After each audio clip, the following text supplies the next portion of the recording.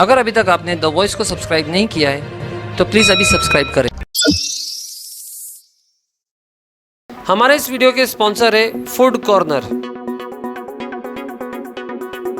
जो कि मशहूर है अपनी सी फूड थाली के लिए, साथ ही मुगलई, चाइनीज़, फास्ट फूड और कबाब के तो क्या कहने। टाइम पास के लिए चाट काउंटर, फ्रेश फ्रूट जूस, गोला काउंटर और पान बहार। फैमिली की एक शाम कीजिए फूड कॉर्नर के नाम, एट बागी यूसुफ, नासिक रोड, चाविंद्रा, भिवंडी। अस्सलाम वालेकुम दोस्तों, आज हमारे रमज़ान स्पेशल का पहला एपिसोड है और आज का हमारा टॉपिक है रोज़ा और साइंस। जी हाँ दोस्तों, आप सभी ने रमज़ान और इसके फ़ज़ाइल के बारे में तो उलमा इकराम से काफ़ी मरतबा सुना होगा, कैसे रमज़ान के महीने में नेकियों का भाव बढ़ जाता है और रमज़ान के महीने की बरकतों से तो हर मुसलमान वाकिफ़ है।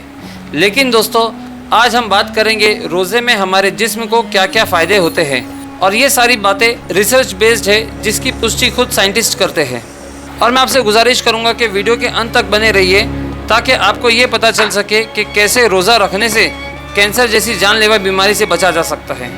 तो अगर अभी तक आपने हमारे चैनल को सब्सक्राइब नहीं किया है तो प्लीज़ इसे सब्सक्राइब कीजिए। दोस्तों, रोज़ा रखने का सबसे पहला फ़ायदा है improvement in self control and will power. रोज़ा रखने से इंसान का सेल्फ कंट्रोल काफ़ी इम्प्रूव होता है और उसके विल पावर में भी काफ़ी हद तक इजाफा हो जाता है। फास्टिंग के दौरान ह्यूमन ब्रेन की फंक्शनिंग बहुत हद तक इम्प्रूव हो जाती है। अगर हमारे ब्रेन में न्यूरोट्रांसमीटर में कोई इम्बैलेंस हो तो वो भी ठीक हो जाता है, जिसकी वजह से बहुत सारी बुरी आदतें जैसे सिगरेट पीना, पान गुटखा खाना, आम दिनों में इसे छोड़ना बहुत मुश्किल होता है, लेकिन रोज़े की हालत में ये सब छोड़ना काफ़ी आसान हो जाता है। दूसरा है restore taste appreciation. Fasting research के दौरान रोज़ा रखने का एक बहुत ही मज़ेदार बेनिफिट देखा गया है। वो लोग जिनके ऊपर स्टडी की जा रही थी, उन्होंने बताया कि रोज़ा रखने के फ़ौरन बाद खाना खाने का जो मज़ा आता है वो मज़ा पहले कभी नहीं आया। मज़ीद तहकीक के बाद ये पता चला कि उनकी ज़ुबान के टेस्ट बर्ड रोज़ा रखने के बाद और ज़्यादा एक्टिव और फंक्शनल हो गए, इसलिए खाने का ज़्यादा जायका ज़ुबान पर मिल रहा था। Boosting of immunity. रोज़े के दौरान जब हम भूखे होते हैं और हमारी बॉडी को भूख का सामना करना पड़ता है, तब हमारी बॉडी एनर्जी को बहुत सोच समझकर खर्च करती है। बॉडी कोशिश करती है कि वो ज़्यादा से ज़्यादा एनर्जी को स्टोर करके रखे। उसका नतीजा ये होता है कि हमारी बॉडी में पहले से मौजूद इम्यून सेल्स को रिसाइकल करती है। ऐसे इम्यून सेल्स जिनकी बॉडी को ज़रूरत नहीं होती, जो सेल्स पुराने हो चुके होते हैं, ठीक से काम नहीं करते या डैमेज हो चुके होते हैं, हमारी बॉडी उन सेल्स को ख़त्म कर देती है और फिर आहिस्ता आहिस्ता उनकी जगह नए सेल्स बनते हैं, जिनकी वजह से हमारी इम्यूनिटी यानी बीमारी से लड़ने की ताकत बेहतर होती है। Feeling of happiness. कुछ दिनों लगातार रोज़ा रखने के बाद हमारी बॉडी के हार्मोन्स, जिनका नाम एंडोर्फिन्स है, उनकी बॉडी में रिलीज बढ़ जाती है। उस हार्मोन्स को फील गुड हार्मोन्स भी कहते हैं। ब्लड स्ट्रीम में इन हार्मोन्स के बढ़ जाने से हमारे मिजाज पर बड़ा अच्छा असर होता है। आपने नोटिस किया होगा कि रोज़े की हालत में भले ही हमें थोड़ा कमज़ोर महसूस होता है, लेकिन जहनी एतबार से हम काफ़ी खुश और अच्छा महसूस करते हैं। Reduction of blood sugar. आप सभी जानते होंगे कि जिस्म में मौजूद ग्लूकोज यानी शुगर की मिकदार ज़्यादा होने को ही हाई ब्लड शुगर कहते हैं। अगर हमारे ब्लड में शुगर की मिकदार ज़्यादा रहेगी तो पेनक्रियास को इंसुलिन ज़्यादा प्रोड्यूस करनी पड़ती है, जिसकी वजह से वो एग्जॉस्ट हो जाते हैं।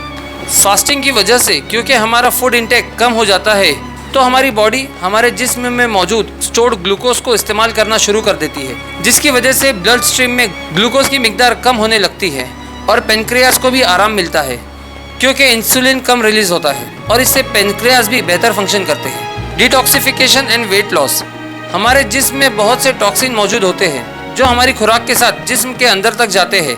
ये टॉक्सिन फैट्स की सूरत में जिस्म के अंदर स्टोर होते हैं, जो जिस्म को काफ़ी नुकसान पहुंचा सकते हैं। जब हम भूखे रहते हैं तो हमारा जिस्म एनर्जी की कमी को पूरा करने के लिए इन फैट्स को ब्रेक डाउन करता है और उनसे एनर्जी हासिल करता है, जिसकी वजह से ये टॉक्सिन भी जिस्म से रिलीज़ हो जाते हैं यानी जिस्म से बाहर निकल जाते हैं, जिसकी वजह से न सिर्फ हमारा वज़न कम होता है बल्कि सेहत भी बेहतर होती है। Precaution from cancer. दोस्तों, एक जापानीज बायोलॉजिस्ट योशिनोरी होशोमी, जिन्हें 2016 में नोबेल प्राइज इन मेडिसिन दिया गया था, उन्हें ये नोबेल प्राइज कैंसर से बचने का तरीका ढूंढने के लिए मिला था। उनकी रिसर्च ने ये बताया कि जब हम भूखे रहते हैं या रोज़ा रखते हैं तो हमारी बॉडी को न्यूट्रिएंट्स की कमी हो जाती है, तो उसे पूरा करने के लिए हमारे जिस्म अपने ही कुछ गलीज हिस्से या कुछ डैमेज सेल्स को खुद खाना शुरू कर देता है। इस सारे प्रोसेस को उन्होंने ऑटोफेजी का नाम दिया है, यानी सेल्फ ईटिंग। उनकी रिसर्च में ये बताया गया है कि हम एक साल में 20 से 25 दिन 14 से 15 घंटे तक भूखा रहे तो हमारे जिस्म में कैंसर होने के चांसेस बहुत कम हो जाते हैं, क्योंकि भूखा रहने पर हमारे जिस्म कैंसर से मुतासिर हिस्सों को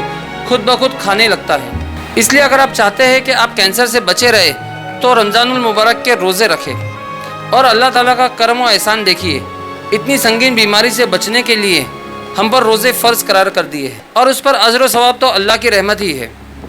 तो दोस्तों, उम्मीद करते हैं कि आपको आज के हमारा ये एपिसोड पसंद आया होगा। आप हमारे साथ ऐसे ही बने रहे, आप हमारे चैनल को सब्सक्राइब कीजिए और हमारे साथ ऐसे ही बने रहे। मैं Firoz Memon, the voice news से थैंक यू। कोटरगेट शाही गुलाब वाले मोहम्मद भाई का ख्वाजा गरीब नवाज जूस सेंटर, जो कि मशहूर है अपने ही बनाए हुए फ्लेवर्स केसर, शाही गुलाब और बजूरिन के लिए, जो आपको मिलेंगे कोटरगेट मस्जिद, इमाम अहमद रजा रोड, भिवंडी।